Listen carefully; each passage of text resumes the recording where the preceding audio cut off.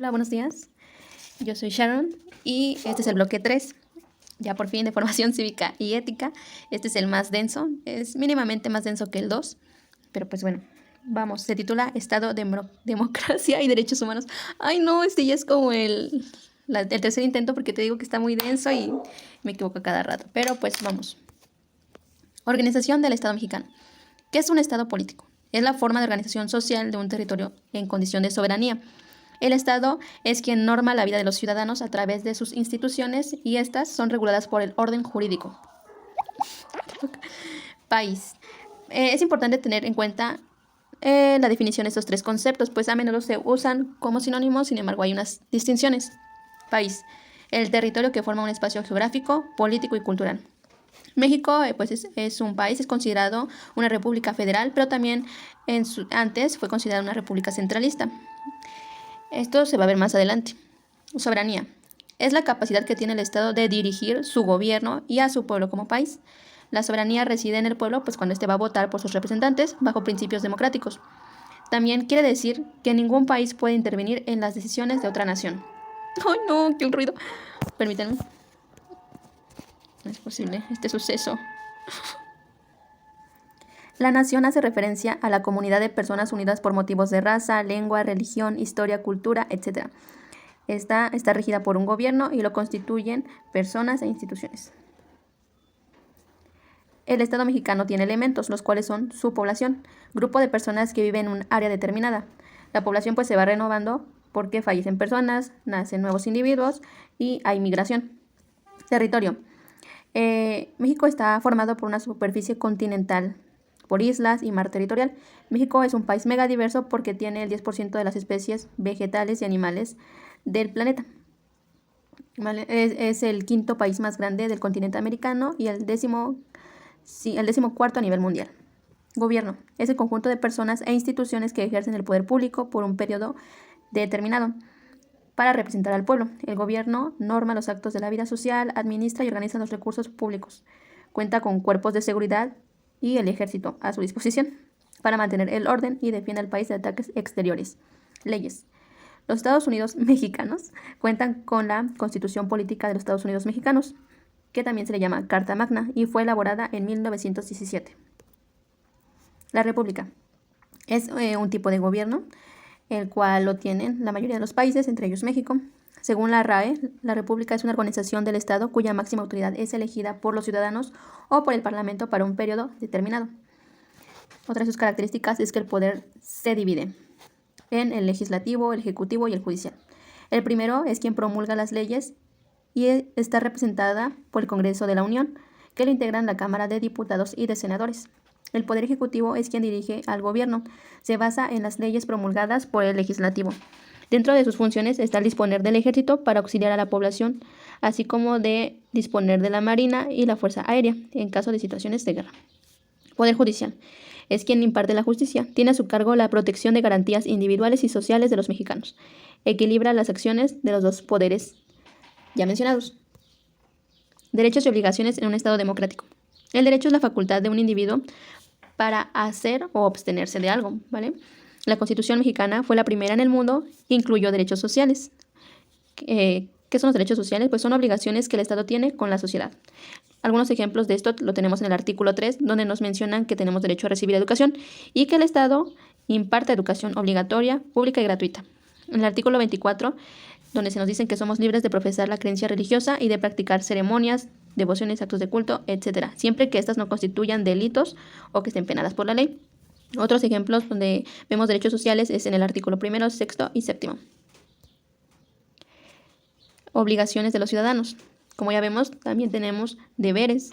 Estos los vemos en el artículo 31 de la Constitución y algunos ejemplos son el contribuir en los gastos públicos de la Federación o de nuestro municipio. Participar en la toma de decisiones que afectan a nuestra comunidad, colonia, ya sabemos. Conservar en buen estado los espacios y bienes públicos. También el informarnos y elegir representantes públicos. Normas jurídicas. Bueno, en el bloque 1 ya habíamos hablado de normas. Mencionamos las sociales, las jurídicas y las morales. En este caso se siguen enfatizando las jurídicas porque pues tienen características que se van a preguntar en el examen y además son las que son reglas de comportamiento para ajustar las conductas y actividades humanas. La ley es la fuente de las normas jurídicas y es elaborada por el Poder Legislativo. No respetarlas implica un castigo o una sanción por parte del mismo Estado, pues existen para garantizar los derechos de todos nosotros. Sus características son la heteronomía, es decir, que se crean por una instancia diferente al individuo y que son impuestas aún en contra de nuestra voluntad. Bilateralidad. Al mismo tiempo de que nos conceden facultades, también nos otorgan deberes. Establecen, por lo tanto, correlatividad entre derechos y deberes. Como cuando nosotros vamos a votar, es un derecho ir a votar, pero también es un deber como ciudadano. Exterioridad. Cumplimiento del mandato independientemente de la conciencia del individuo. Se castigará la falta no por lo que haya sentido, sino por lo que hizo. Ejemplo, cuando una persona comete homicidio, se le sanciona pues que haya asesinado, no que, por ejemplo, que haya odiado. Coercibilidad. Cada disposición corresponde a una pena. La sanción es el mal consecuente por no cumplir la norma. ¿Vale? El Estado tiene la facultad de penar lo que hayamos hecho o por lo que nos abstuvimos. Derechos humanos. Son inherentes a todos nosotros por el simplemente de ser humanos. Es decir, no debe de haber distinciones por la raza a la que pertenezcamos, por nuestro sexo, etnia, nacionalidad, religión, lengua, etc. Los derechos humanos tienen principios fundamentales. El primero es la universalidad, es decir, que se respetan en todo el mundo. En 1993 hubo una conferencia mundial de estos en Viena, donde se dictaminó que todos los estados tienen el deber de promover y proteger nuestros derechos y libertades fundamentales. Siguiente principio es la igualdad y no discriminación. ¿Vale? Esto quiere decir que se nos debe respetar y no se nos debe discriminar, se nos debe tratar a todos de igual manera independientemente de nuestro sexo, religión, raza, nuestro estatus y nuestras opiniones. Interdependencia. Tenemos derechos civiles y políticos, como el derecho a la vida, igualdad, nuestra libertad de expresión, pensamiento. Hay derechos económicos, sociales y culturales, como el derecho al trabajo, a la seguridad social y a la educación, o derechos colectivos, como el derecho al desarrollo y a la libre determinación. Este último principio quiere decir que si se nos facilita el progreso en un derecho político, se nos acelera un derecho colectivo. Pero si, por ejemplo, se nos está faltando a un derecho económico, se nos afecta a uno social, ¿vale? Nos afecta negativamente. Derechos y responsabilidades. En la guía se mencionan algunas acciones que se han realizado a lo largo de los siglos para que los derechos humanos sean reconocidos en todo el mundo. El primer ejemplo se llevó a cabo en 1776 en Estados Unidos, cuando se promulgó la Declaración de los Derechos del Hombre. Acuérdense que se estaban independizando de Inglaterra. Y en esta declaración se afirmaron la existencia de derechos inherentes a las personas. También se hablaba pues de esclavitud, de libertad, etc. En 1789, en contexto de la Revolución Francesa, se publicó la Declaración de los Derechos del Hombre y del Ciudadano, donde se reconocieron facultades del hombre, facultades como naturales, inalterables e incluso sagradas.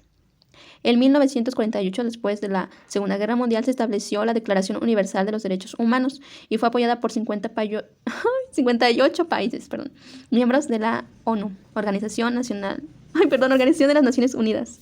¿Qué me pasa, Xilio? ¿Ok?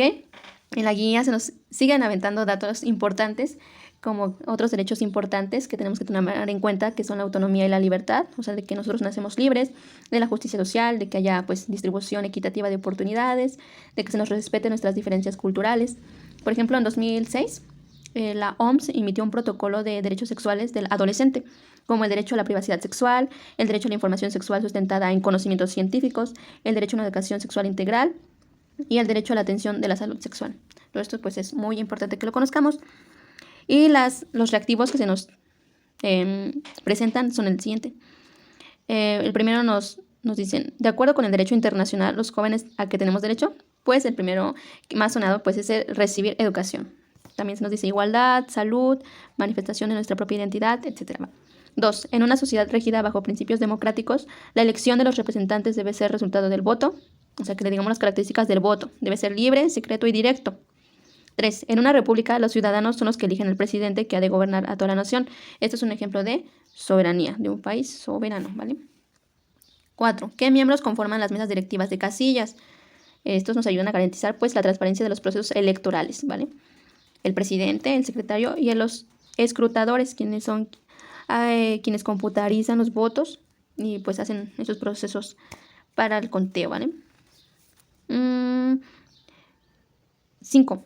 Facultad que tiene todo ciudadano de externar ideas de forma oral o escrita. La libertad de expresión.